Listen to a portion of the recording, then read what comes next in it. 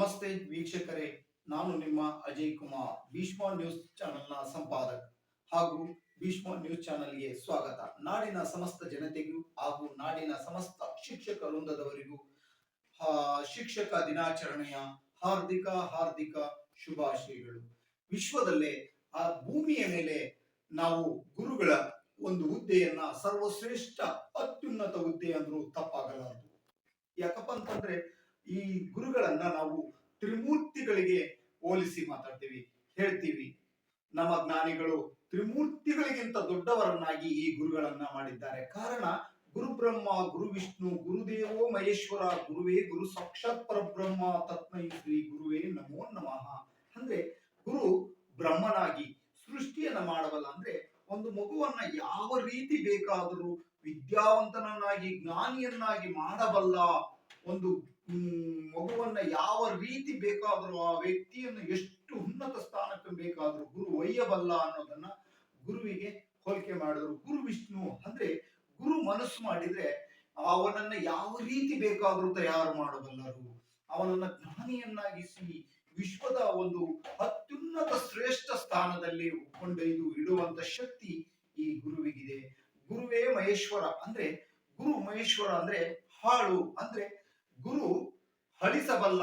ಅಂದ್ರೆ ತನ್ನೊಳಗಿರ್ತ ಕ್ರೌಧ, ಮದ, ಮಸ್ತರ, ಅಹಂ, ದುರಂಕಾರ, ದುರ್ಗುಣಗಳು, ದುರ್ನಡತೆಗಳನ್ನೆಲ್ಲವನ್ನ ಅಳಿಸಬಲ್ಲ, ಸರ್ವನಾಶ ಮಾಡಬಲ್ಲ ಅನ್ನೋದಕ್ಕೆ ಈ ಮಹೇಶ್ವರನ ಹೆಸರನ್ನ ತಗೊಂತಿದ್ದಾರೆ. ಹಾಗೆ ಇವರೆಲ್ಲರಿಗಿಂತ ಹೋಲಿಸಿ ಗುರು ಬ್ರಹ್ಮ, ಗುರು ವಿಷ್ಣು, ಗುರುದೇವೋ ಮಹೇಶ್ವರ, ಗುರುವೇ ಗುರು ಸಾಕ್ಷಾತ್ ಪರಬ್ರಹ್ಮ ಅಂದ್ರೆ ಇವರೆಲ್ಲರಿಗಿಂತ ದೊಡ್ಡವನು ಗುರು ಸ್ಥಾನದಲ್ಲಿರ್ತಾನೆ, ಅವನು ಗುರುವಾಗಿರ್ತಾನೆ.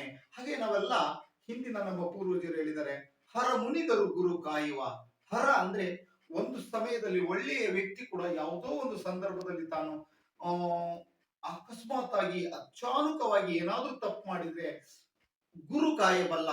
ಅಂದ್ರೆ ತನ್ನೊಳಗೆ ತಾನು ಮಾಡಿದಂತ ಒಳ್ಳೆಯ ಗುಣಗಳು, ತಾನು ಮಾಡಿದಂತ ಒಳ್ಳೆಯ ಸತ್ಕಾರ್ಯಗಳು, ಅವನಲ್ಲಿರ್ತಕ್ಕಂಥ ಒಳ್ಳೆಯ ಗುಣಗಳು ಆ ಸಂದರ್ಭದಲ್ಲಿ ಆತನನ್ನ ಕಾಯ್ತವೆ ಅನ್ನೋದಕ್ಕೆ ಹರ ಮುನಿದರು ಗುರು ಕಾಯುವ. ಹರ ಅಂದ್ರೆ ಅಹಂಕಾರ, ಗುರು ಅಂದ್ರೆ ಅವನಲ್ಲಿರ್ತಕ್ಕಂಥ ಸದ್ಗುಣಗಳು, ಇವುಗಳನ್ನ ಗುರು ಅಂತ ಕರೀತಾರೆ.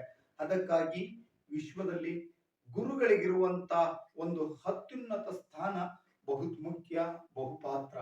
ಇವತ್ತಿನ ನಾವು ಭೂಮಿ ಮೇಲೆ ಅತಿ ಹೆಚ್ಚು ಒಂದು ಶ್ರೇಷ್ಠವಾದ, ಅತಿ ಹೆಚ್ಚು ಅತ್ಯಮೂಲ್ಯವಾದ ಒಂದು ಹುದ್ದೆ ಅಂದ್ರೆ ಅದು ಗುರುವಿನ ಹುದ್ದೆ.